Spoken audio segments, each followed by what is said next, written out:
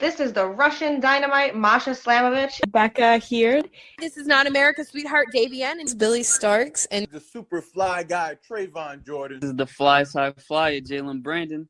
Hardcore Princess, Jules Malone. Hi there, this is the Bubblegum Princess, Alexia Nicole. This is the Brazilian Wonder Woman, Christy Jane. This is the baddest black belt, Chennai Kai. This is Kid Bandit. The smash hit Joel Bateman. This is Robin Renegade. Cody Hawk. Brutal Bob Evans. And you are listening to Wrestling with Entertainment, one of my favorite podcasts in the whole wide world. Hey y'all, this is Dakota Duke, and you're listening to Wrestling with Entertainment. Hello, and welcome to the show with Wrestling with Entertainment, the only audio experience on the web today, the trusted choice for interviewing all your favorite wrestlers every Tuesday and Wednesday on YouTube and Castbox, sponsored by Rogue Energy and Player One Coffee. I am, of course, your host, James J., and it is a great day for wrestling because we are wrestling with the Hillbilly Hippie Cowgirl, Dakota Duke. Yay! Hey y'all, thanks for tuning in and listening to me. How are you, Dakota? I'm fine, thank you. It's actually my birthday today, so thanks for celebrating it with me in this interview. Absolutely, and we'd love to be. We would all love to be. We love celebrating it with you. Thank you. There you go, I got it out. And happy birthday as well. Thank you, thank you. Now, where are we going to see the Hippie Cowgirl next? Well, the cowgirl, to get a little bit personal, but she got a stroke last March this year. So that's why she hasn't been wrestling. She has been in rehab and recovering from the stroke, but she's getting better. I was totally paralyzed, my whole right side of the body, and I couldn't speak, so I was mute. But as you can hear, I can speak, and I can also walk. But it's a little bit of a journey left to get back into the ring, but I think, I can't promise, but sometime next year, in the beginning of next year, maybe January, February, we will see Dakota Duke, and she has been starting a new scene as well in the lucha scene, so she's going to be Dakota Bonbon Duke with a sugar skull painted. So it's still Dakota Duke, but she wanted to try that out as well. Now, you mentioned, having a stroke. Was that wrestling related? Well, we don't know.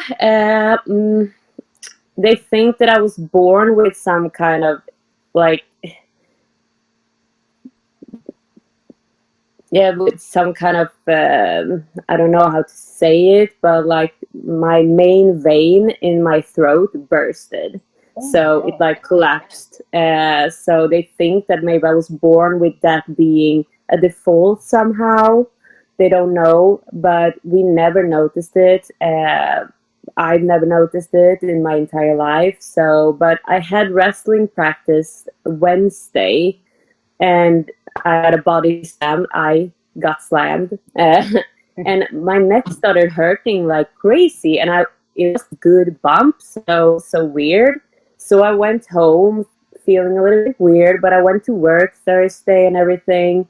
But then I started to hear my own heartbeat in my ear, and it was so weird, and my sight started to get blurry.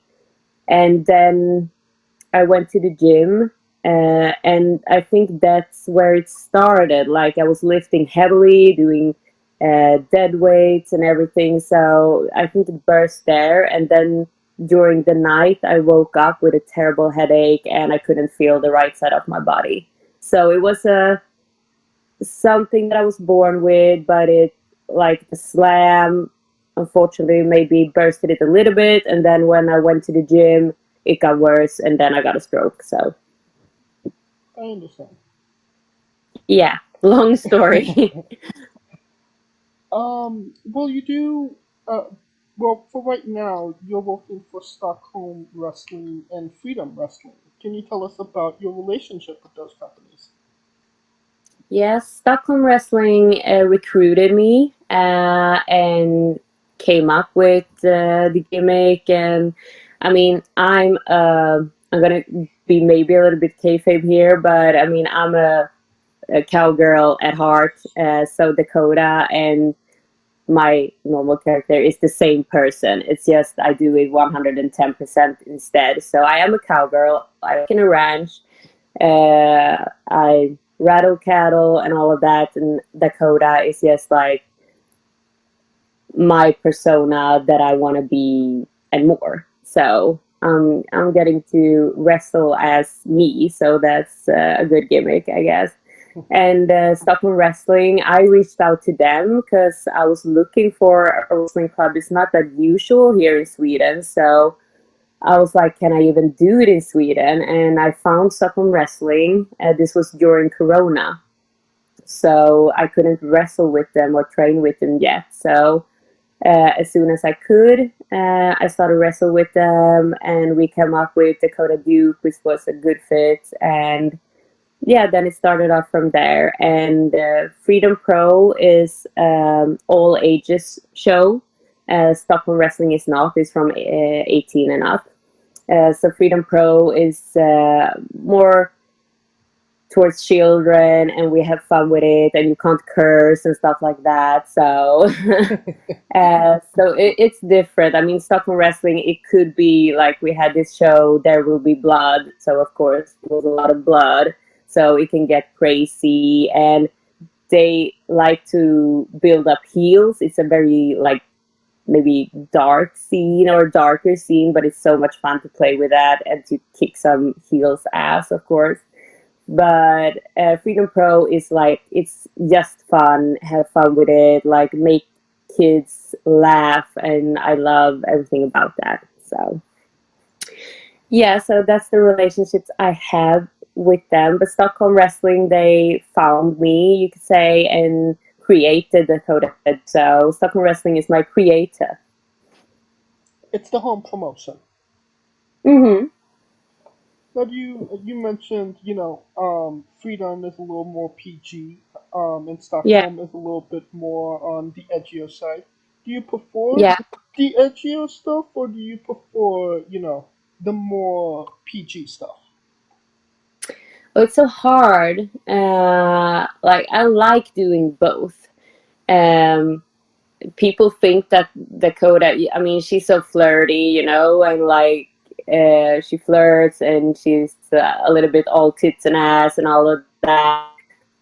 But she's actually pretty shy, so it takes a lot from her to be that like sexy in a way. And it's going to be an experience now with Lights Out Wrestling, my new promotion that's in Gothenburg, where I'm going to be the bonbon, which means like the bombshell in Spanish. So it's going to be even more like sexy and tits and ass, but with a sugar fall and all that. So it's going to be fun. It's like I like to do that because I really get to play a lot and have fun. But I also love doing the kids shows because it's all about the laughs, and I love to make people laugh.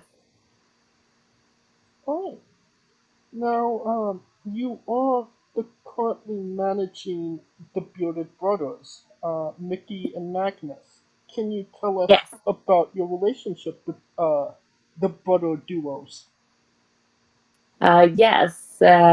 Nobody really knows now.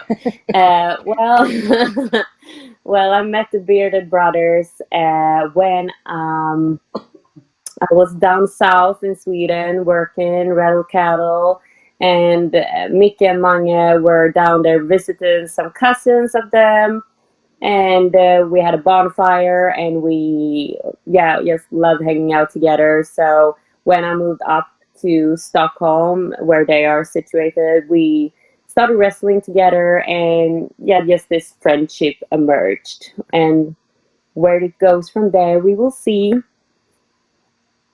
I did notice, like, you did have to kind of get them ready for their match that one time. Yeah, yeah. Well, I mean, Micke, the bigger one of the bearded brothers, he doesn't like to work out at all. It's like having a big baby. He's just complaining about everything, and cardio is like the devil on earth. He hates it. So it's really hard to get him in shape, and that's why he loses a lot. I mean, he has the bigger advantage, but he just doesn't have the cardio to do a full match, you know? Right. So we need to work on that. So that's my main game with him. With Mange, he has so much energy and he has so much cardio and he likes to do everything. But he's a little bit of a hillbilly, so he doesn't take it that serious. He just wants to punch people. That's all he is. He's like punch people in the face.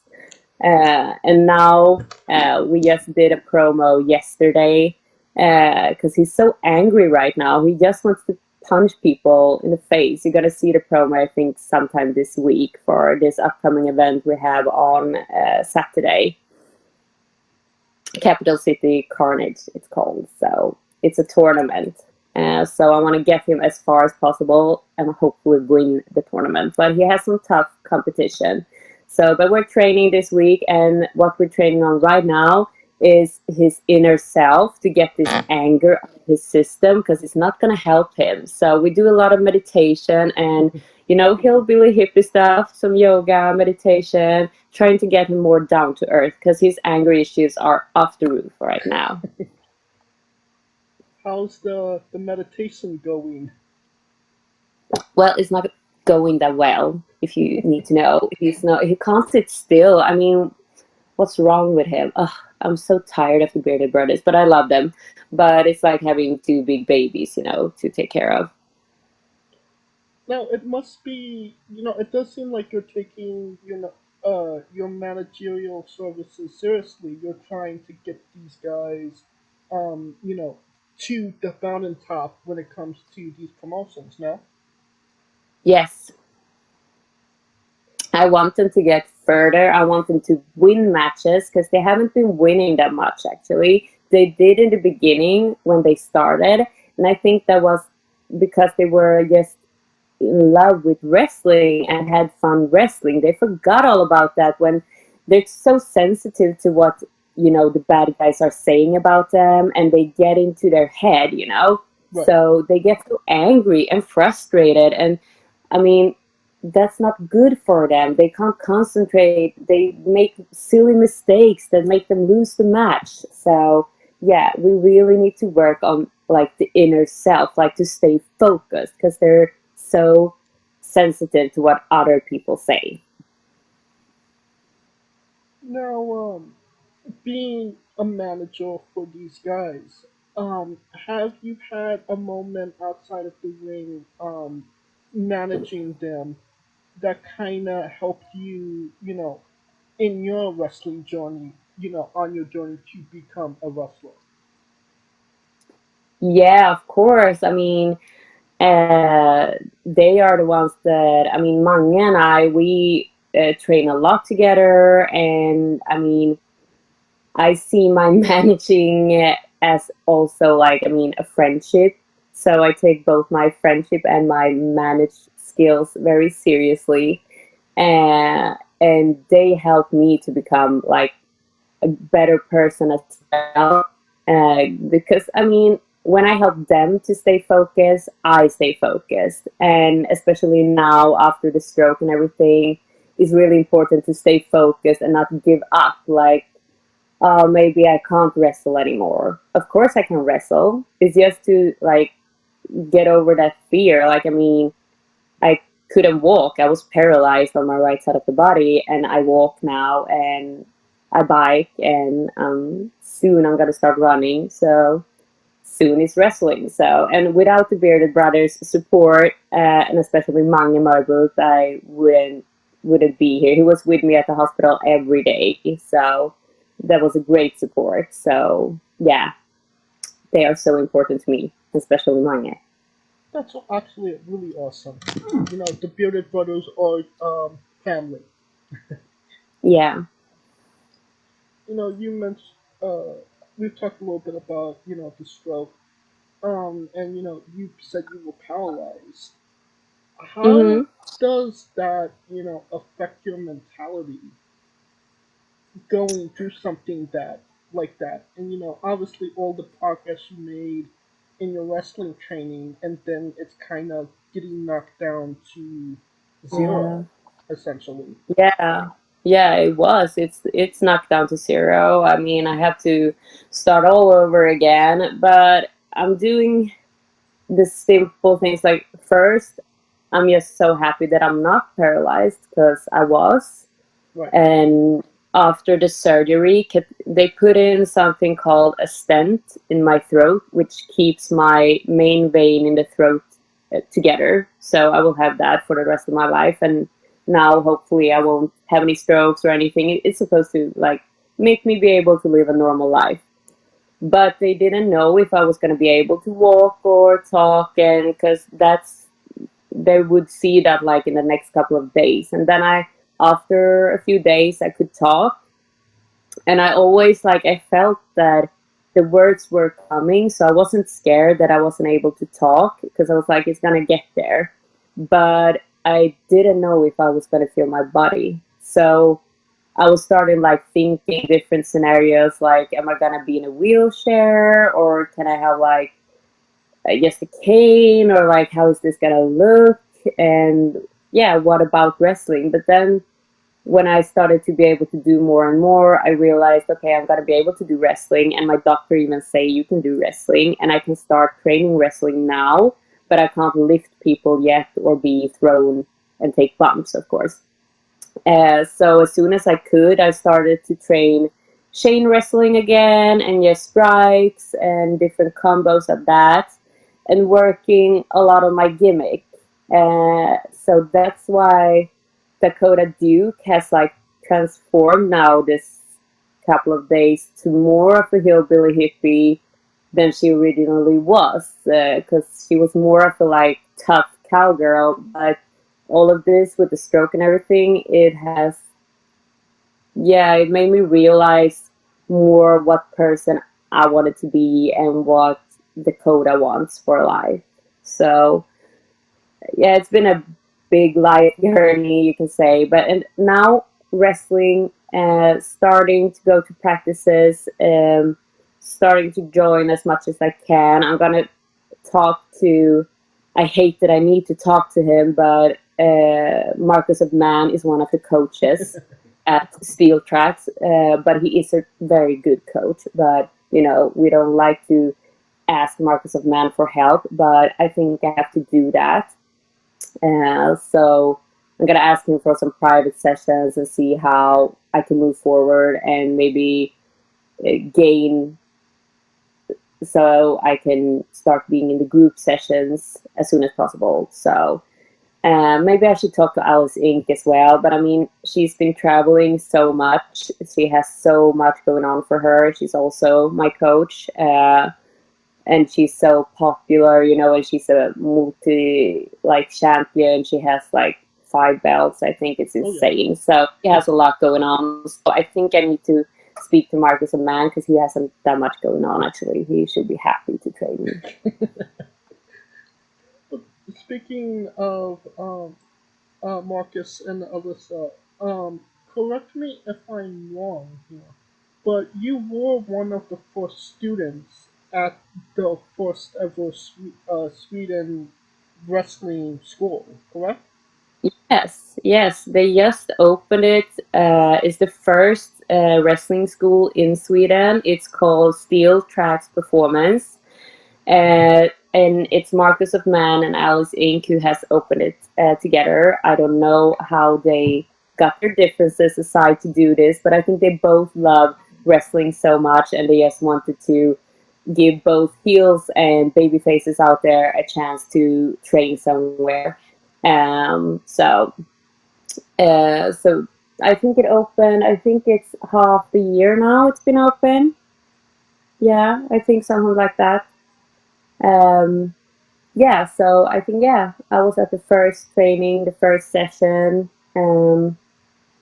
Yeah, and it's been like the training sessions are building up better and better, and we're getting more and more people, so we can train in different levels, like rookies and more seniors, and yeah, whatnot. So, but it's great to have a community and a place where you can get together and train and put your differences aside and train with someone like Marcus and Man, you know.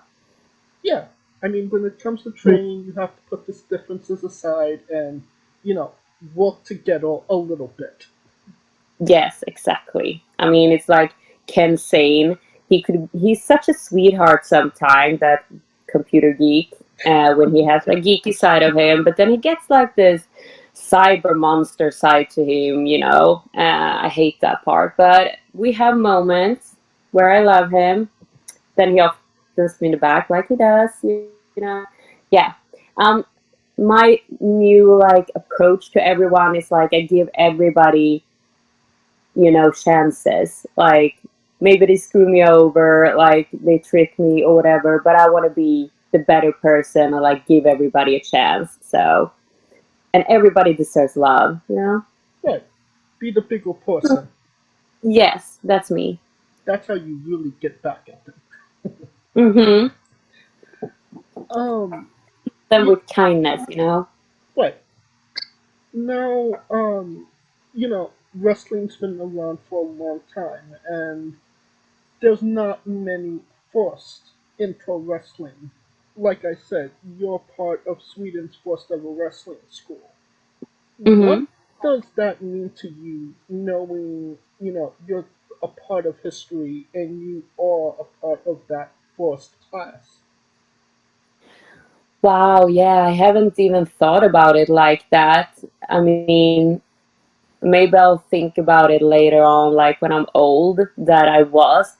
And it would be so much fun to see this school grow and maybe more schools opening and wrestling becomes big in Sweden. I mean, that would be amazing. And then I would be so proud and such an honor to say that I was at the first class at the first ever Swedish wrestling school. I mean, yeah, that would be amazing. I would be so proud of that achievement, of course. But everything, you know, lines together. It's also luck and fate. I mean, I could have reached out now to wanted to start wrestling, but I did during Corona, and then I could start wrestling at Steel Trucks. You know, everything lined up, so it became this way. So I mean, it was fate that I was going to meet Marcus and Alice and train at Steel Tracks and get the right training from the start, you know. Right. Everything's for a reason and a purpose. Yes. Now, you mentioned, you will be doing a lucha persona in the future. Um, Mm-hmm. are we going? What is Dakota Duke's wrestling style? Is it more lucha libre? Is it more grounded? What should we expect? Well, Dakota is more grounded. I wish she could be more lucha. No, but she's very, you know. I have a background in Thai boxing and MMA. I lived in Thailand for 3 years competing in Muay Thai. So that's my experience from the start. And then I started training MMA and competed in the Swedish Championship and all of that. So that's my background. So I do a lot of striking. I like striking. But I also am a rough cowgirl, you know. So I like to go basic. Like I'm good at chain wrestling and getting those, you know, locks in. I'm good with that. I love doing a great body slam. You know, I love basics like the crossbody. That's my jam. I love doing like a top rope jump, just like land it. Uh, yeah, stuff like that. Um, but I want to start doing more difficult things. I mean, maybe more submission is one goal, and maybe more flips or something, you know, something surprising that you wouldn't think Dakota could pull off. A moonsault? Maybe. I want to have some trick up my sleeves. I don't want to give anything away that I'm working on because maybe it won't happen. But yeah, I'm going to have some tricks up my sleeve. But Gotcha. Dakota is basic. She's a basic bitch, you know. It's like down to basic. She does it good. And that's how she wins, by the basics. Well, that's basic bitch is not good because there is a woman out there named the Basic Bitch Slayer. Yes, I know. I know her. Ruby Um, Rockets.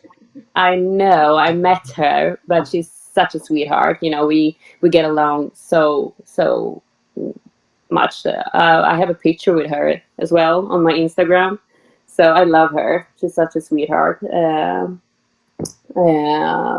I'm not the bitch that she would slay, you know, because we're friends. So we would slay other bitches together. That's what I was going to ask. Possible tag team? Maybe. Also, I think, like, if I wanted to tag team, I would actually want to tag team together with, I would want to do a mixed gender match tag team with Mr. Tim Strange, I think. I love him. He's a great cowboy. And I think that, like, he's a big guy, you know, a really big guy. I think I need him in the ring together with me. But I need to make him a good guy first. Okay. Well, let's get into Dakota Duke's bizarre adventure. You're a pro wrestler that goes up and down the roads, and weird, crazy, and bizarre things are bound to happen. Can you tell us a road story that fits that description? Wow, I think I didn't understand that question at all. Okay. Have you ever had a weird, crazy, bizarre thing happen on the road during wrestling? Okay, yeah, well, let's see. It's crazy stuff happens all the time. No. Well, Dakota I have a stalker. I don't know if he's gonna listen to this. But I don't know who it is. But he's every event that, like, the Swedish wrestling promotions have, he's asking for me. I have, like, other wrestlers, like, oh, this fan of yours, he's asking like, about you, and I'm like, okay, but he's never there when I'm there. There when I'm not, and asking about me. But anyways, I think that I might have met him on my last show at Gordon. Was this guy that he came up so close to me and tried to take, like, he was like not even an arm's length from me, taking pictures, you know, and filming me, and he was like trying to provoke me, and he was like, Dakota, like trying to get my attention so much, and I like a little bit of attention, and then I was like, sit down, man. And then he stole my hat, like, because I fell down in one point and my hat flew off, and he took it and put it on his head, and he was like, okay, baby, now you need to come and get the hat. And I was like, yeah, or I'm just gonna get to me, because that was just so weird. So maybe that's, like, I haven't had anything else like that weird happen to me, but this guy, I think that's my stalker, because it was weird, but he's still stalking me. Like, I get DMs from, like, he changes his profile, and I get DMs from him, and it's so weird. It's like, if you had a choice, if I was writing my name in mustard on your chest, or you could play baseball, which one would you choose? You know, like, weird stuff like that. I'm like, what are you saying? It's like, it's not even, I know, yeah. So I think this stalker of mine is my weirdest like road story. I don't know, maybe digital road story as well. I don't know, but I don't know who he is. And even like I have a friend who's a nurse, and she came to one of my shows, and she talked about it afterward at the hospital. And then it was this guy who was like, "Oh, are you friend of Dakota Duke?" And that's why I went to the show. And he was like, "I love her. Can you give her this note for me?" You know. And I don't know if this is the stalker. Like, is it the same person or do I have several? But I'm pretty sure it's the same. And I'm like, how does he know? Like, is the world that small that he's at the same hospital as my friend? You know, it's so weird. Yeah, well, now I'm done with that story. Thank you. But I'm just like thinking about it now when I'm talking, like it's so weird. But I think it's a nice stalker. I don't think he's mean any harm, you know. He's just like a really, really supportive fan. But it's insane, like, Right. what are the chances that he would be same hospital that my friends works with, and he's in every promotion where I'm not, and asking about me, like, "Oh, is Dakota here? Oh, okay. But can you tell her I said hi?" And when people ask, like, from who, he's like, "Oh, she knows, but I don't know." So if you're listening to this, like, well, just let them know who you are. Like, it's like it's scaring me that you're a stranger that I don't know who you are. Well, Yeah. let's hope that he's a nice stalker. I definitely feel that's definitely a bizarre adventure to say the least. Yeah. Alright. Now, you did mention it. You lived in Thailand for a bit. What was Yeah. that experience like? สบายดีมากๆแต่มวยไทยพี่ออนนี้ Thailand is you love it. I learned a little bit of Thai. That's what I was like bragging about there. But I did forget some of my Thai after the stroke. I mean, I spoke fluent in Germany as well, in German. Forgot that as well. But I hope it's coming back to me. I try to practice my Thai in German. So, well, it was amazing. I got to, well, I went there fighting for Hua Hin Muay Thai club. So I fought for Hua Hin, but I got to travel all over Thailand, known as the Lioness and the Swedish Viking. It was like, I have a lion tattooed on my thigh, like above the knee, because my favorite strike was a knee jump to the face. So I wanted them to see the lion before they got knocked out, which they often got. So that's why I had that tattoo. And I was like, how can you confuse this? Like, I'm the lioness. But because I was like blonde and from Sweden, they wanted to promote me like the Swedish Viking, like the Swedish female Viking. So whatever, ever sold the tickets, you know, but I was the lioness. But it was so much fun. I got to travel all over Thailand. I don't think it's, I think I've been almost all over. My favorite place is Koh Tao. It's a small island, diverse islands it's called, because the sea is like totally blue. They have leaves and animal life, and like, yeah, the beaches are all white. It's like a paradise. It looks like the Maldives. I don't know if it still does, because I know that they've been building a lot at the island, like hotels and stuff. But when I was there, hotels didn't even exist. It was only small bungalows, like really cheap bungalows. So, and I lived in one of those bungalows for like 3 months. And it was so, I didn't have AC, you know, I was like 21. So I was young, you know, I was saving money.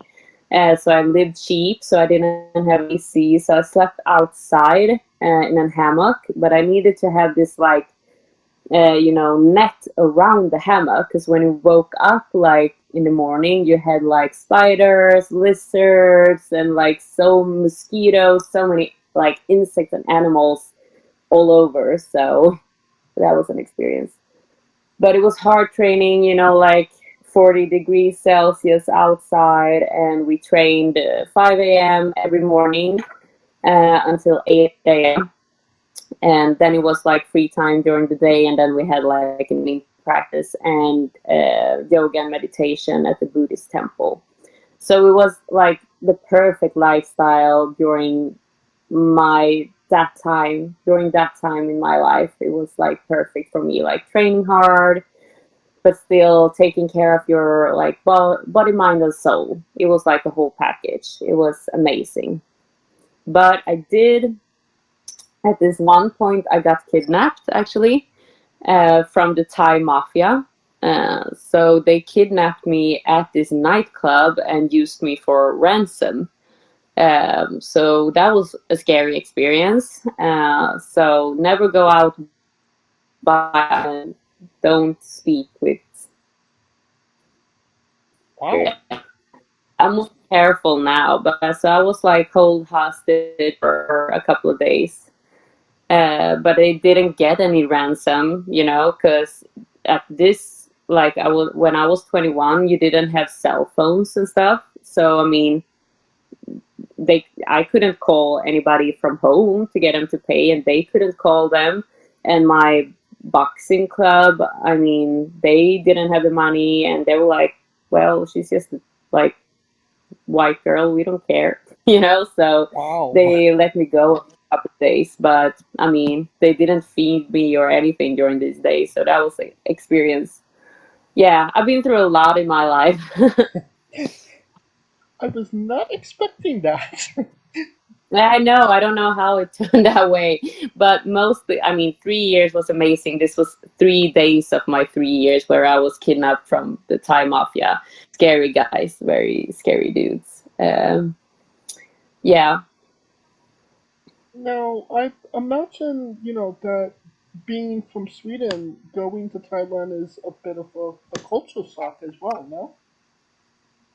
Yeah, but I know I've always loved different cultures, and I believe that my religion and my own culture is a piece of every culture that I experience and what I love about it, you know.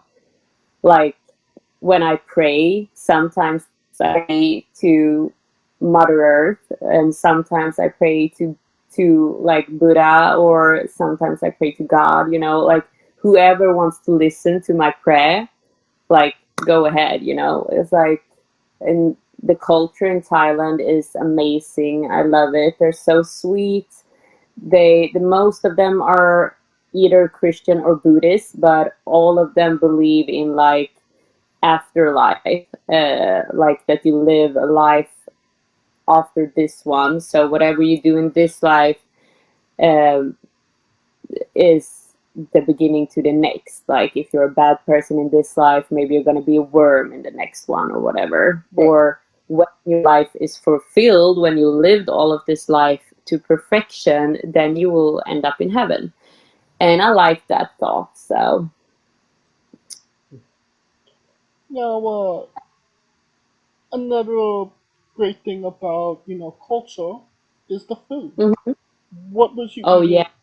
What was you eating in Thailand? My everyday like meals, like my breakfast was chicken feet. Uh, so like every morning I got chicken feet. It's yeah, you chew off the skin and meat from chicken feet. It's very good. It's have high protein and a lot of minerals, and like it's so healthy. So that's like a fighter's main meal is chicken feet. Uh, so I ate that for breakfast with like a soup or something and some iced tea.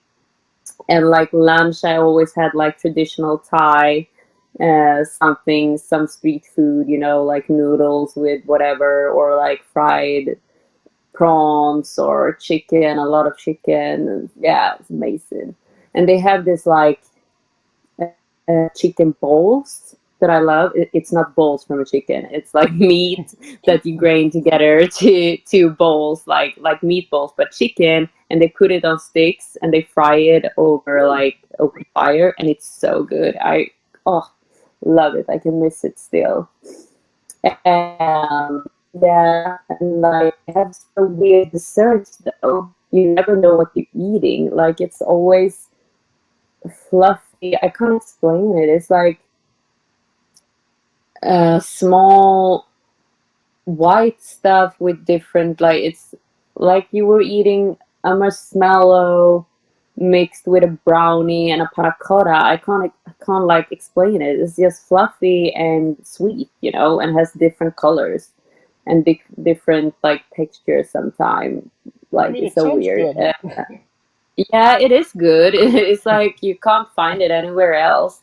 Well, I went to this Asian store like a couple of weeks ago, and they had like, I don't know, like a powder, like you do quick coffee. You mix like hot water with coffee grains and you get coffee. It's like the same. You mix this powder with boiled water and you're supposed to get this like dessert. So I'm going to try to make that for maybe today for my birthday. I don't know. Interesting. So maybe I'll get to experience it again, because I don't think I'm going to go back to Thailand. I mean, I was living there for 3 years, and then I went back with my entire family, like my brother and mother and their wives and my uncle and my sister. We went with the whole family a couple of years after, and a couple of years after that, I went with my ex.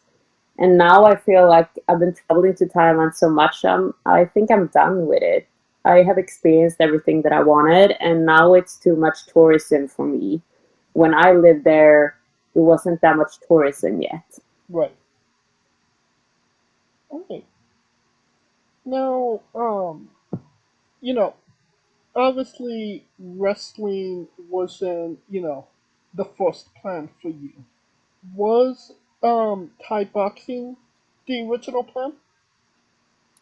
Yeah, I think, I love Thai boxing, and I got a lot of sponsors and like great opportunities from Thai boxing. I get to go to Miami and work out at Muhammad Ali's gym, 51st Street, and stuff like that. I got like great life experience and like unforgettable memories, of course.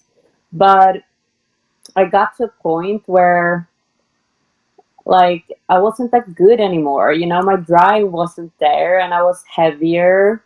And yeah, so I was like, and if I'm not the best, then I don't know. It's a bad habit. But if I'm not the best, then I don't want to compete in it. So then I was like, okay, maybe I should change to MMA, because in high school I used to play rugby and I was the key team captain. So I'm good with like getting people on the ground, and pretty rough. So I was like, maybe if I mix, with submission wrestling, I could be better. So I started training and did a couple of matches and saw like, yeah, I could do this, because yeah, the competition wasn't that hard and I could go further. But then I had a shoulder injury from a whole nother scene. It didn't have to do with this at all. So I had to operate my shoulder. Yeah, it was like 3 years, 3 different surgeries. It was awful. Wow. So that's when I realized that, okay, I'm not going to be able to do either Thai boxing or MMA. So I need to find something else to do.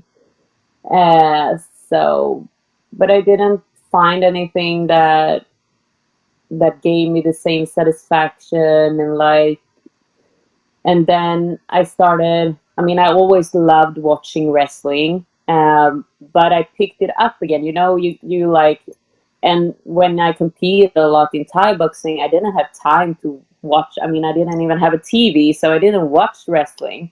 Right. So now I started again. I was like, during Corona and all of this, I was like, this is fun.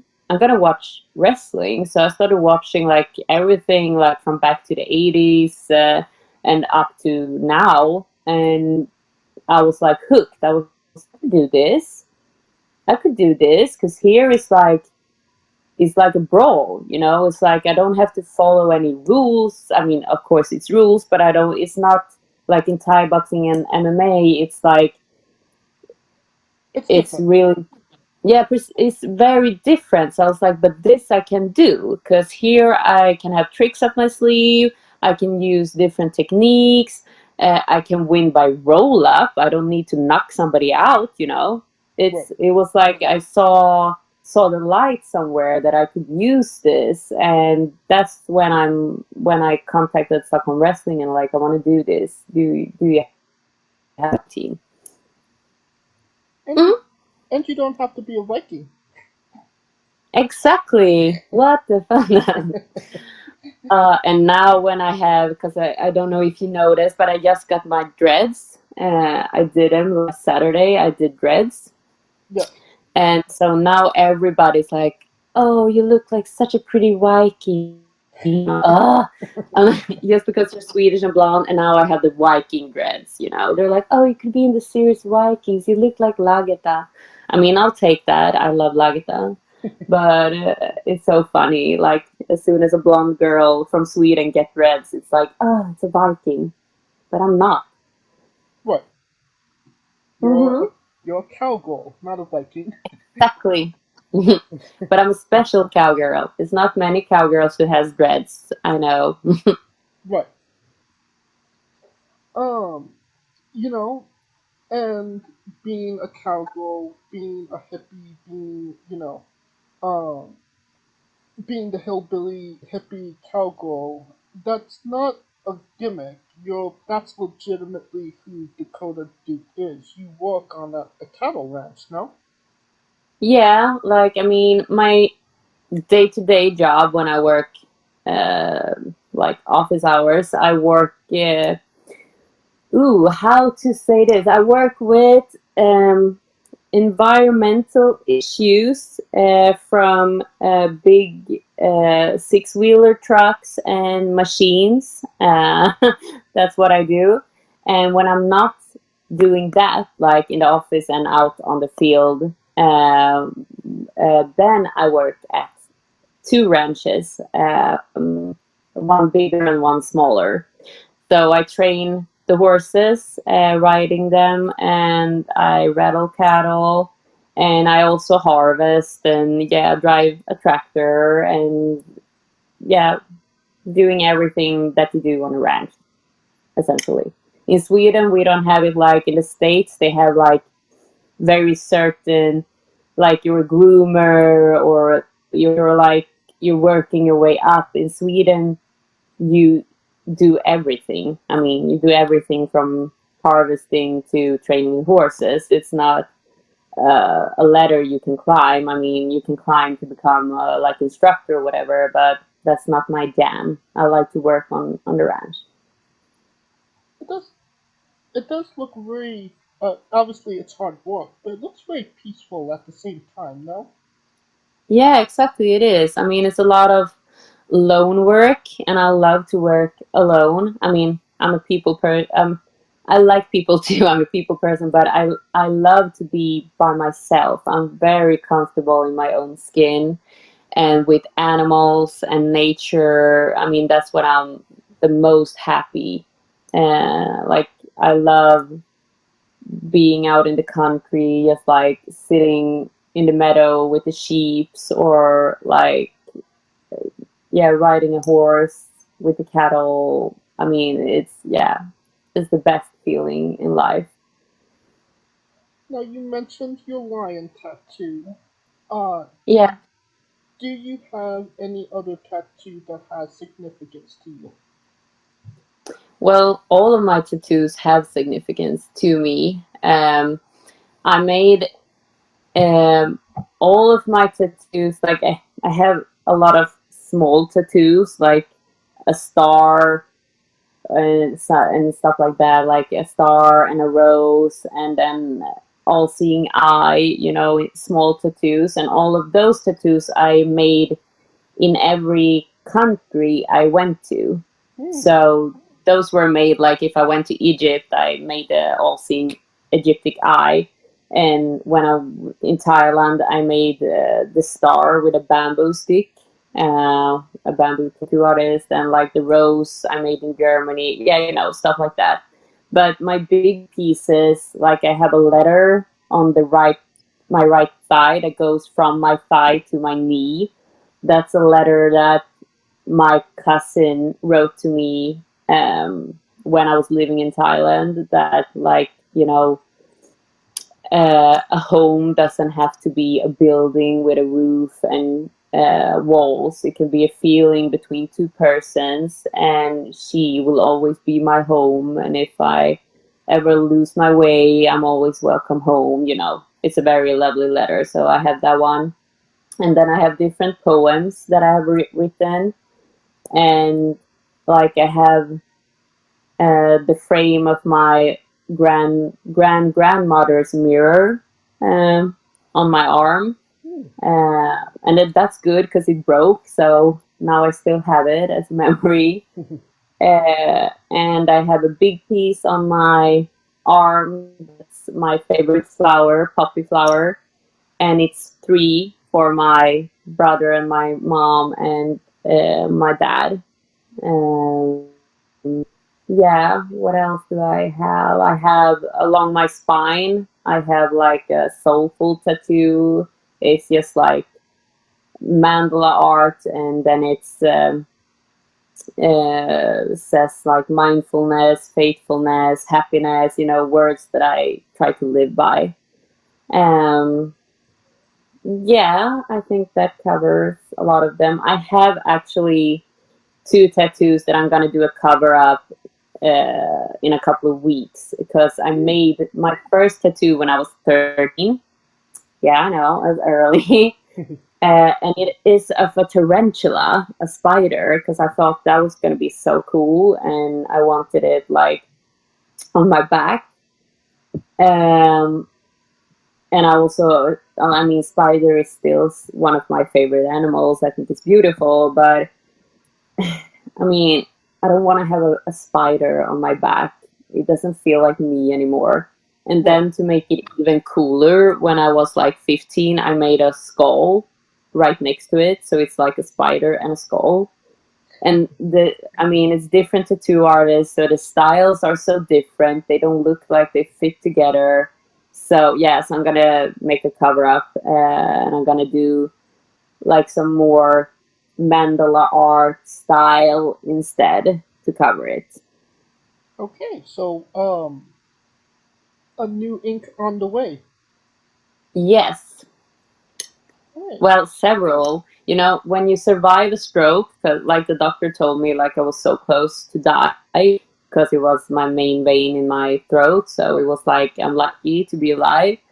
So I really took those words and like, okay, what is the things that I always wanted to do? I traveled so much when I was young, and I studied tourism and hotels. So I went all over the world and lived and worked in different hotels. So I've been traveling a lot. And that was my goal when I was young. I'm going to travel a lot, so I get that out of my system. And so I don't feel that I need to travel at all. I'm very happy, like in Sweden, in the Swedish forest, and ranching and farming, all of that. So, I don't have the urge to travel. So what else? Yeah, I always wanted to do dreads. Let's do that. So I did that because, everybody's always like, oh, your hair is so long and pretty, So I never had the courage to do dreads because everybody was like, my identity was my hair, like Shakira, like her, she's Shakira with the hair, it was the same for me. It's like Cecilia with the long blonde hair, So, yeah. So Dakota decided to have dreads. And now I'm like, the next thing is that I want to work more on my like tattoos, like change them to pieces that I really like. Because I don't like to have like to show my back or my belly in the ring, for example, or like wear a bikini, because I don't like this spider and the skull tattoo. It's not me, Right. So I'm gonna change stuff like that so I feel comfortable in my skin. And I've been working more with Mange as well. With like, I want to be more grounded and work more with meditation and do yoga more than I've done before. All right. Now, I think it's time for the colossal question. Let's say they're making a movie about the Dakota Duke. Every movie has a soundtrack. What would be the first 3 songs on the Dakota Duke movie soundtrack? Oh my God. It would be Cowgirls by Morgan Wallen. Okay. It would be Cold as You by Luke Combs. Okay. And it would be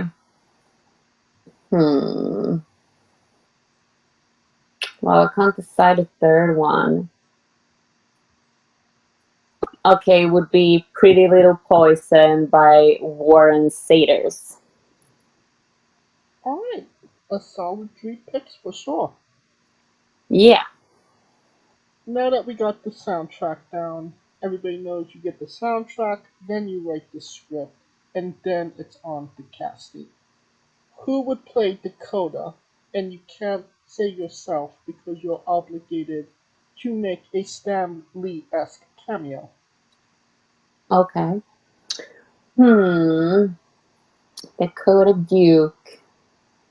Played by... Does it have to be a wrestler or can it be an actor? An actor. Okay, then it's going to be Jessica Simpson. Okay. Now, every movie has a supporting cast.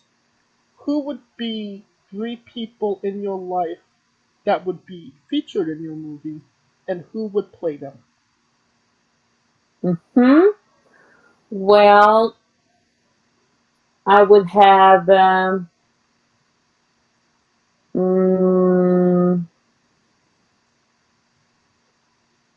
I would have Adam Cole to play Mange Marburg, just because I want to. Okay. And I would have...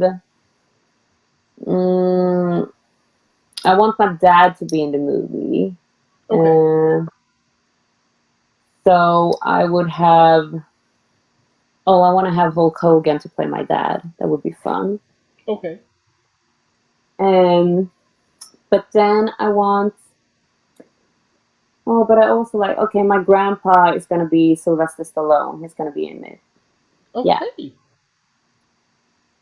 This is something like a solid movie to me. I never knew I Yeah. wanted to see Adam Cole and Jessica Simpson in the same space. Yeah, now you do. Now you do. And you can too. You could pre-order the tickets now. Now, you are from Sweden, so I do have to ask, is Sweden's greatest national treasure ABBA? Yeah, I think it is. Yeah. ABBA is huge. I think that's the... I mean, you have ABBA, but we also have IKEA. You know, IKEA is pretty huge. The furniture Yes. store. So, but I mean, yeah, ABBA. What else? I love ABBA. No, I would say ABBA. Alright. So conforming ABBA is. Exactly. On to a controversial subject. Pineapple on pizza. What's your stance? That's the thing. Who puts pineapple on pizza? I hate people who puts pineapple on pizza. I hate people who puts banana on pizza as well. And people who then put curry on top of the banana and the pineapple. It's insane. I don't trust people who puts pineapple on the pizza. Damn. I have my mind out it. I mean, when I go on a date, I always ask, like, what do you put on your pizza? And if they say some kind, I'm like, this person is not trustworthy. He can't decide if he wants dessert or food, you know? He's twisted.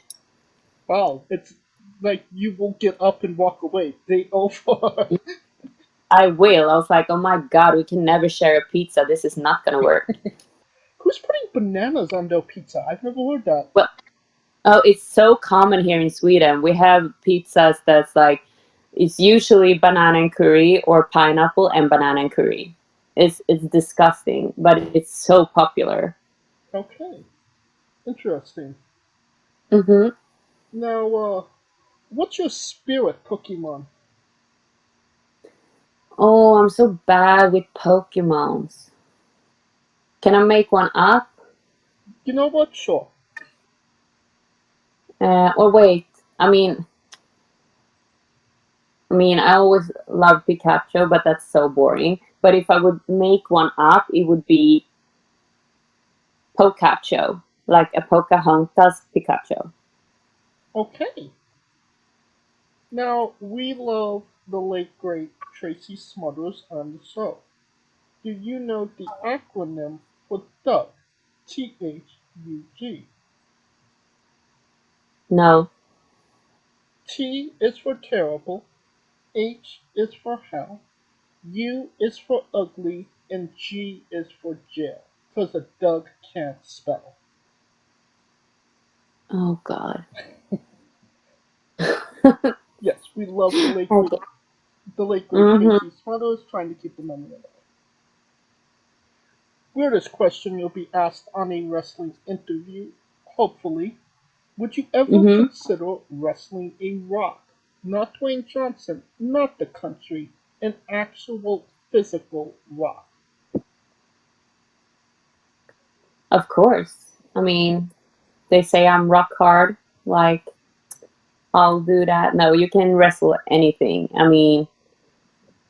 If somebody wants to see me wrestle a rock, I'll give you a great show wrestling a rock. We have a broomstick in steel tracks, and sometimes like somebody starts wrestling the broomstick just for fun, because you can wrestle anything. Right.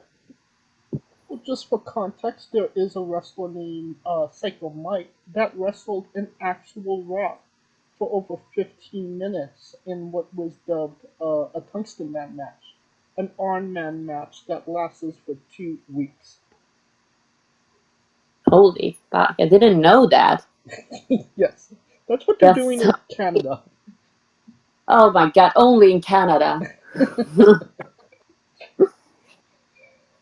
On a more serious note, where do you see yourself in 5 years? In 5 years, well, I hope I have my own small ranch and a couple of horses, living on the countryside, um, having a championship belt. I haven't decided which one I'm gonna go after Oh yet. yeah. Of course, Stockholm is for grabs. I wish I was better because it's for grabs this Saturday in this tournament. Because then it would be my chance. But yeah, I want to wrestle more in other countries. I would love to go to like Tokyo or something. I don't even need to wrestle there, I just want to go there. If there's somewhere that I haven't been traveling yet that I want to go, is Tokyo. But otherwise I'm good, I want to be just healthier and richer and better. Like, I want the same life that I have now, but a little bit bigger and better, but I'm satisfied. Oh yeah. Mm-hmm. Horses and titles. Except you put it so good. God. I usually say like my lifestyle is like boots and chakras because I'm all about the hippie part, but I'm also the redneck. Right. Alright. And now we are nearing the conclusion of this interview. We are wrestling with the 8 questions of doom. This is our speed round, our bonus round, the round where we see who you really are. Are you ready? Okay, no, I don't think I'm ready, but let's go. Excluding yourself, greatest wrestler of all time. Oh no, I can't choose. No, I can't. Okay, what? Fuck. I would say Hulk Hogan. I like Hulk Hogan. Worst wrestler. Oh no, really? Yes. No, I can't. I can't.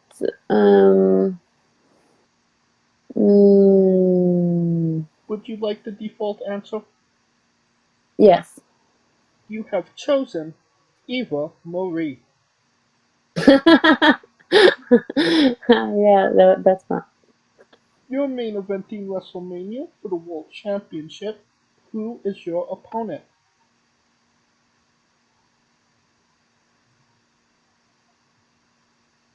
Lexi Lux. Hell yeah. Mm-hmm. If you could come out to anyone's entrance music, past or present, who would it be? Jericho. Which one? Walter Jericho or Judas? Judas. Okay. Finish the sentence. Kayfabe is. Okay. Kayfabe is.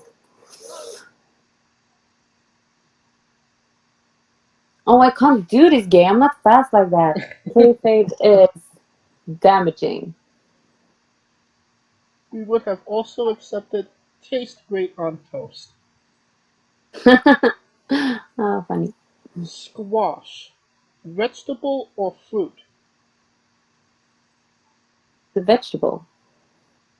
It is indeed a fruit. No, that's weird. I eat it as a vegetable. And that is why you are now officially a member of Squash Squad. Congratulations. New Japan wrestler Taichi. His ring gear gets smaller every year, revealing more of himself to the world. My question, what is the appropriate trunks to butt cheek ratio for ring gear? I don't know. Like a percentage, like 50%, 25%, 10%? Oh god, I don't know. Okay, I'm gonna go with 10. Okay. And the last question, the main event, the thing everybody wants to know. Have you ever had a conversation with a stranger in a supermarket about Darby Allin? Darby Allin in a supermarket. No, that would never happen in Sweden. No, I haven't. But I would love to talk to Darby Allin in a supermarket. And there's the correct answer. Oh, yes. I knew it. And that will conclude this interview. Thank you so much, Dakota, for doing this with me. Thank you. It was so much fun. And once again, a big happy birthday. Ah, thank you. And where can we find all things Dakota Duke on social media? Well, Dakota Duke only has Instagram, so you can find all things Dakota Duke on Dakota_Duke_wrestler on Instagram. Or you could also go into the web page www.stockholmwrestling.com and find some things about her there and her upcoming events, and even at lightsOutWrestling.com. And so you can also follow Steel Tracks on Facebook and Instagram to see our workouts, where you can also find Dakota. Yeah. Right, And if you send me a DM, you have any more questions or anything, and anybody wants to DM me, I always answer. I'm polite like that. And we don't have merchandise yet, right? Well, I have merch, but it's not online, so you have to come and see the shows to buy it. Okay, so booking a flight to Sweden, getting to the Yes, Seoul, buying a short. yes, exactly. All right, and you don't have to type it into your Google machine. The link to her Instagram will be in the description of the video below, but on YouTube and Castbox, simply click the link and your tab will appear on whatever device you're on. And if you see her in person, you have no excuse.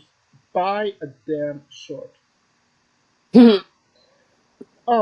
Of course, thank you for listening. If you like what we're doing, please like, subscribe, comment. But on YouTube and Castbox, this was sponsored by Rogue Energy and Fairwell Coffee. Join us next Tuesday and Wednesday for new incredible interviews. Follow the show at Wrestling with E, but on Twitter, Instagram, and Thread. You can follow me personally at JamesJ993. Alright, Dakota, when I say wrestling wit, you say entertainment, okay? Yes. For our special guest, Dakota Duke, Kaliko Yacht, Scooter Dust, I'm James J, and this has been Wrestling Wit Entertainment! Hey folks, this is the Colossal Mike Law, and you are listening to Wrestling with Entertainment. Enjoy the show, support these guys. We appreciate it very much. We'll see you at ringside.